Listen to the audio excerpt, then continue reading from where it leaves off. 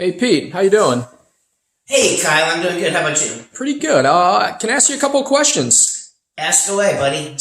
I've been getting a lot of questions specifically about closing costs from a lot of people. Yeah. So can you tell me, or just elaborate a little bit, what are closing costs? Who pays them? Closing costs are basically, in a nutshell, the cost of buying a house or the cost of obtaining a loan to buy a house. Okay. Or kind of a combination of both, really. Okay. And who pays them? Right. That depends on you, the buyer, your agent, and the seller.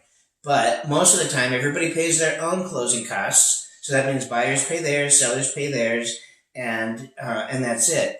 However, a lot of times buyers will ask to have the seller pay their closing costs. Is that something that happens usually in a transaction? It depends on the type of financing. So Okay. It almost always happens with VA financing because VA financing is a zero down program. Right. It happens very often with FHA financing, Okay. which is a 3.5% down program, 3.5% being the down payment, but closing costs can be 3.5%, 4%.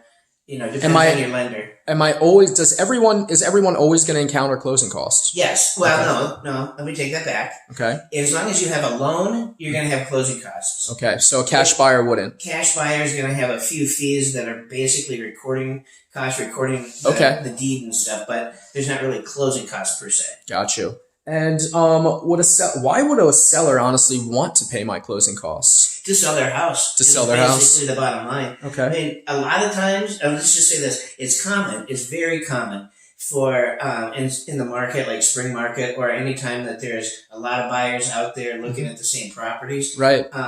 Especially now because, we've been hearing there's very low inventory nationwide. Right. That's true. That's true. And our area is not an exception to that. Right. But basically what'll happen is a buyer will come in on a property listed at, like 200,000, and if there's other buyers out there, they'll add those closing costs to the top of that.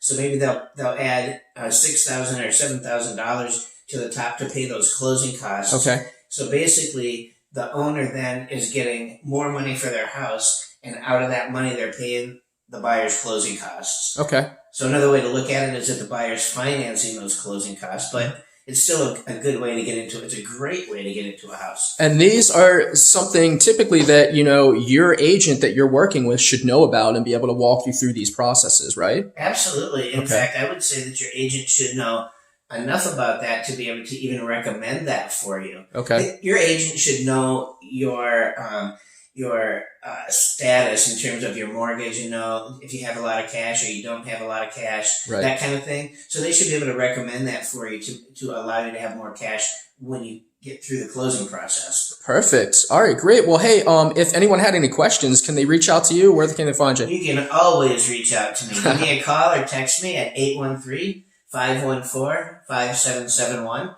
or you can email me at peter.clicker@exprealty.com. Perfect. And as always, leave a comment in the comment section. We do our best to get back to everyone. Awesome. Thanks, Kyle. All right. Thanks, Pete.